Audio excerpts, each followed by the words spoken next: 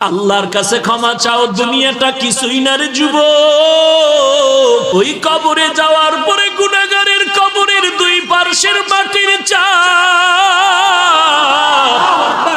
পাজরের হাড় চুরমার হয়ে যাবে। একটা নয়, দুটো নয়, 70 থেকে 99টা সাপের কামড়।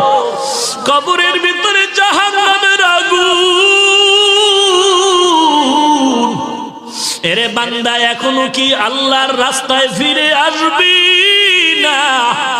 আল্লাহ দেখায় দেয় দুনিয়ার বিল্ডিং এর আগুনে কত যুবকের লাশ, আর চিৎকারের আওয়াজ, বাঁচাও বাঁচাও। একটু চিন্তা করে দেখ, যখন আগুন লাগছিল শরীরের মধ্যে তখন ওদের কেমন লাগছিল, অবস্থাটা কেমন হয়েছিল। ওরা যখন আগুনের মধ্যে সবাই জানালা দিয়া হাত দিয়া কয়, কে আছো, আমাদের বাঁচাও। আমাদের ডানে আগুন, বামে আগুন, চতুর্দিকে আগুন।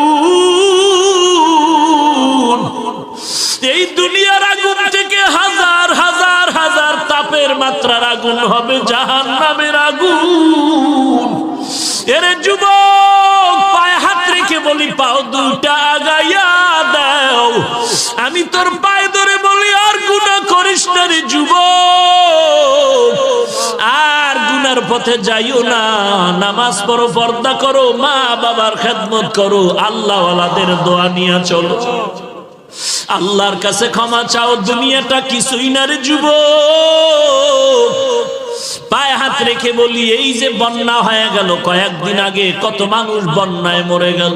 ঢাকার শহরে গাড়ির উপরে গাছ পড়লো, গাছে আঘাতে গাড়ির মধ্যে মানুষ মরে গেল। এরে বান্দা, এখান থেকে ঘরে যাওয়ার কোনো গ্যারান্টি নাই। আবার রাত্রে বেলা ঘুমাবি, ভোরবেলা উঠার কোনো গ্যারান্টি নাই। পায়ে হাত রেখে বলি, রে বাবা, তোর মতো যুবক স্কুলে পড়ে নামাজ ছাড়ে না, তুমি কেন পারবা না? তোমার মতো যুবক চাকরি করে নামাজ ছাড়ে না, তুমি কেন পারবা না? কিসের বাহাদুরি করো? কিছুই না।